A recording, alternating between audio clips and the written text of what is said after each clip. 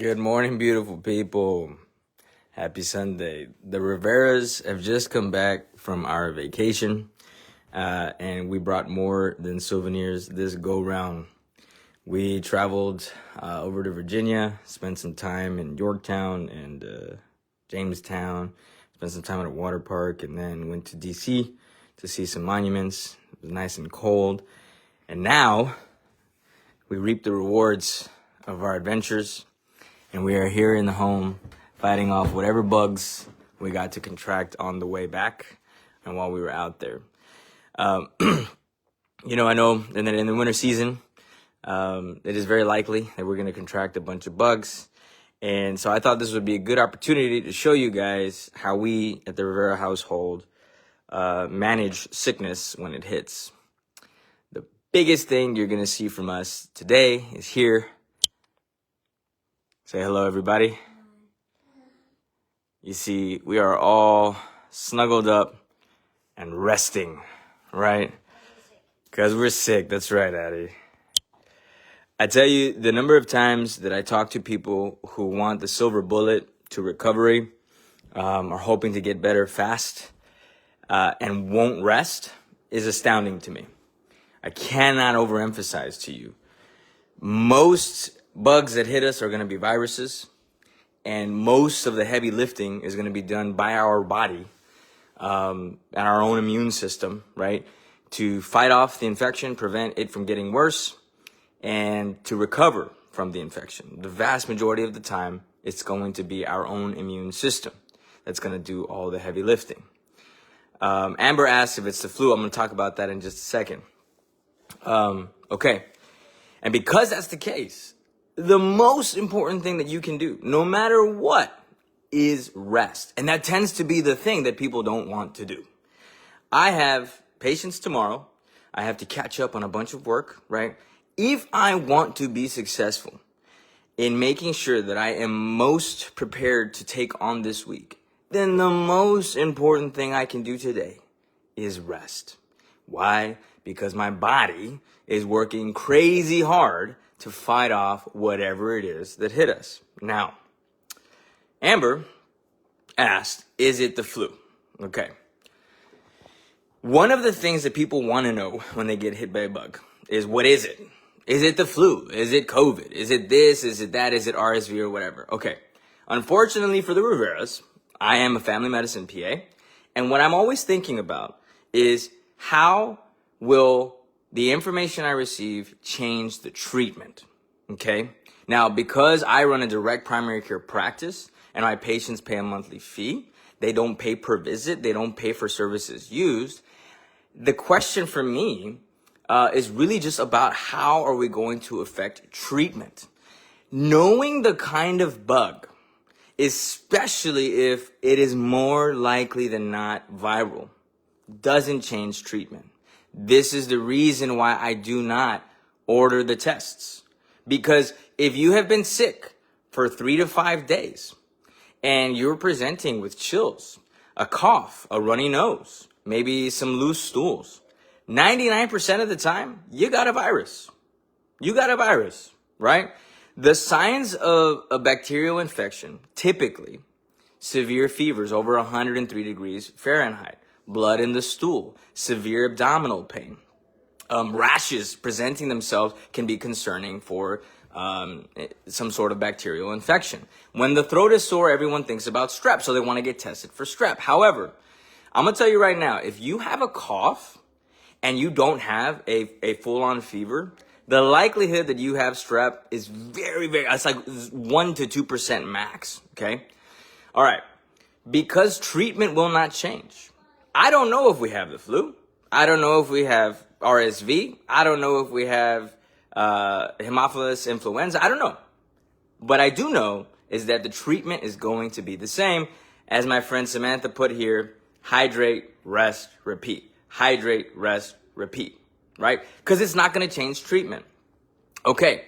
Now, I've already emphasized rest is the key. The next thing is going to be, how do we manage symptoms? If there's ever a time where symptom management I think is appropriate, it's when you're fighting a bug. Because it's 2026, Happy New Year. We have medicines that can help alleviate the symptoms. Alleviate the symptoms. They are not treating the disease. What is treating the disease? Anybody? I'm gonna wait for a response. What is actually treating the bug? My wife in the living room. Rust. Yes. Right? Your body is doing it. Your immune system is doing it. But we can manage symptoms so that we're not any more miserable than we need to be. And that's all we're really doing, right? Okay. Thank you, Amber. I appreciate the prayers. Now let's talk about how the Riveras manage symptoms. Okay? Here we go. We're going to flip the camera around. This is our little pharmacy. All right? So first and foremost, one of my favorite things to do for a sore throat is to get some tea with some honey and some lemon. Okay? Chamomile tea, simply because for me, culturally, that's what I grew up with. I'm not a tea aficionado, and I'm not going to pretend to be. The honey here, my wife bought. I don't know if it's anything special about it. It's just, for me, any honey works. Important point about honey: if you have little ones that are younger than a year old, please avoid that, just because there's an increased risk of botulism. No bueno.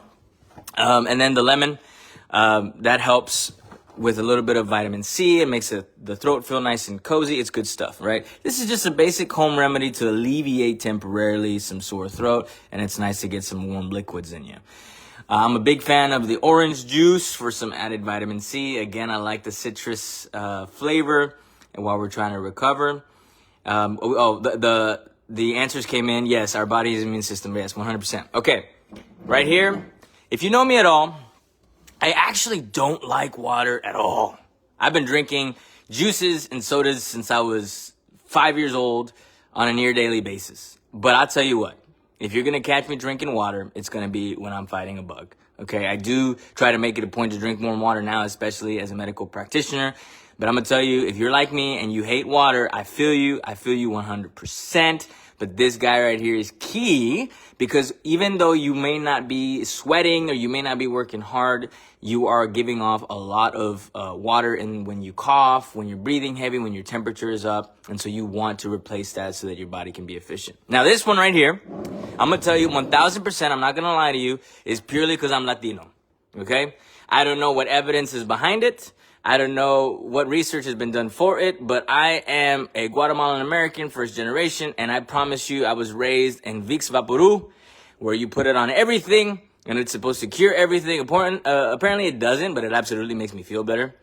And so I put it on my kids' chests, I put it on my neck before I go to bed. I put it right outside my nostrils to help me breathe a little bit clearer. And then they also sell these little patches for you to put in your humidifier as well. So, not formal medical advice, but as a Latino, I'm telling you right now, this stuff is magic. All right, now we move on to the medications. None of these I think will surprise you. Okay, we have, for the children, we got some ibuprofen and we got some acetaminophen. Okay, acetaminophen is just Tylenol, and then ibuprofen is like children's Motrin. This one right here is a great opportunity for you who you may not know. These ingredients, the ibuprofen and the acetaminophen, are the key ingredients in the children's medications that you buy. There are a lot of brands out there that use fancy labeling and so on and so forth that promote supposedly alternative, clean ingredients, blah, blah, blah. What you really care about as far as managing symptoms is your ibuprofen and your acetaminophen. Now, acetaminophen is primarily about reducing fevers and reducing pain and aches. I'm going to tell you right now, I'm not a fan of treating fevers unless they're getting really high, so above 102, okay? One thing I do recommend is that in general, our bodies are going to heat up at night before we go to bed. And so our immune system really kicks up before nighttime. That's why you might notice that your kids spike fevers in the evening. So I do recommend, for their comfort, because rest is so important, that you treat the fever preemptively before they go to bed by providing some acetaminophen. Now, if your child or yourself are dealing with a lot of pain and discomfort in the throat, there is inflammation going on that is part of the immune response. Ibuprofen can help calm down the inflammation. But I will tell you this, if you do not have a good appetite and you're not eating well because you're fighting the infection, avoid the ibuprofen, okay? It doesn't matter how nice the labeling is, it is still ibuprofen.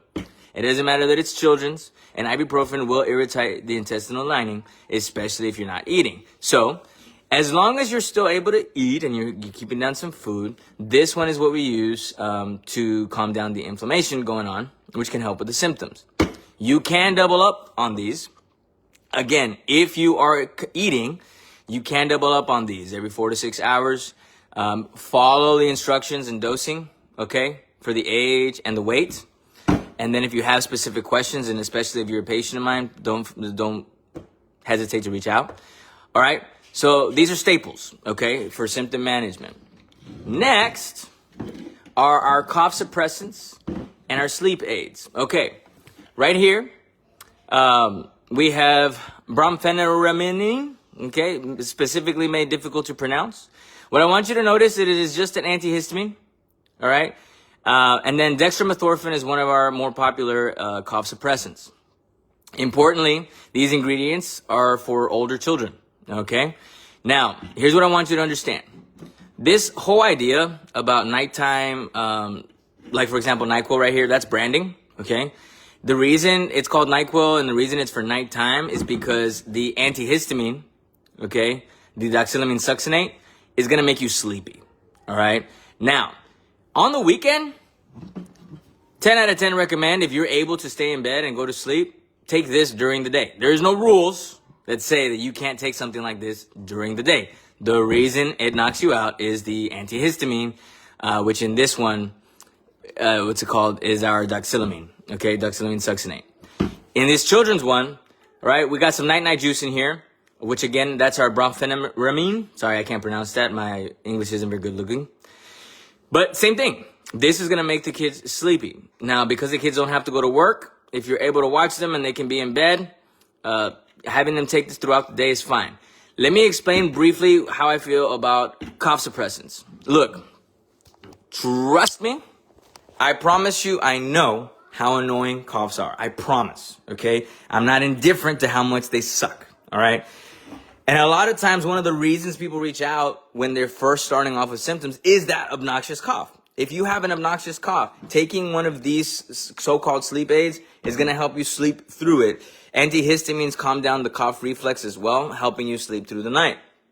Okay, but the reason I don't jump on cough suppressants in general, even at home, for adults and children as well, is because the cough is the body's attempt to prevent the infection from settling. Okay, it is actually an important defense mechanism. Now, again, if you cannot rest because the cough is so bad, 100%. You're going to have to choose between the lesser of two evils here in that case. And so getting a cough suppressant on board so you can rest is a wise decision. Is it the right decision? I don't know. I'm not going to lie to you. But rest is key, right? And so I just want to emphasize, addressing the cough just because it's uncomfortable is not a good idea. That is how you end up with pneumonia from a basic upper respiratory infection, okay? Let's see here. Samantha's asking me to make this into a reel. I'm going to see if I can make something more formal for y'all. I just wanted to do this live for you guys because it was fresh on my mind. I appreciate that feedback, though, Samantha. Okay, so just that important point about cough. Trust me, I know how obnoxious it is. When my little one's coughing up a storm, I feel bad for them, absolutely. So we have these here as options. The last thing I'm going to include is just a side point because I have patients that are interested in these kind of products. We do have this homeopathic medication, this honey cough syrup. Okay, when it comes to homeopathics, I'm not going to tell you whether or not I know anything about the research regarding their efficacy, okay? What I can tell you is that in general, some of my patients tell me that they like this. We have used this with our kids. We've actually had this for a while because we find that there's not a lot of difference. We don't see any shortness in duration. We don't see any improvements in how they feel. So sometimes we add it on if they're really, if all this other stuff isn't doing it for them. Because generally speaking, homeopathics seem to be fairly safe. So even if we're not noticing some big effect, at a minimum, they're very well tolerated without any significant side effect profile. So I do know some patients who emphasize that these are key for for getting better. We haven't seen the same thing bear out, but again, I think it's low risk, and so we use it from time to time. So What did we learn? Big takeaway. What is the number one thing you have to be willing to do if you want to get better fast? This time I'm going to wait. What must you be willing to do if you want to get better fast? The Riveras are in the living room answering the question. Anybody? Here, let's ask the crew while we wait for the response to come in. Let's see. All right, y'all. What must we be willing to do if we want to get better from a bug faster? Okay. Do we need a bunch of antibiotics? No. Do we need a bunch of medicine? No. What must we be willing to do if we want to get better faster? All right, y'all. You heard it here. Lord willing, after a good day of rest, okay, I look forward to seeing you guys again starting next week. God bless you guys. We appreciate your prayers. And thank you so much for your constant support. Happy New Year. Have a wonderful Sunday. Goodbye.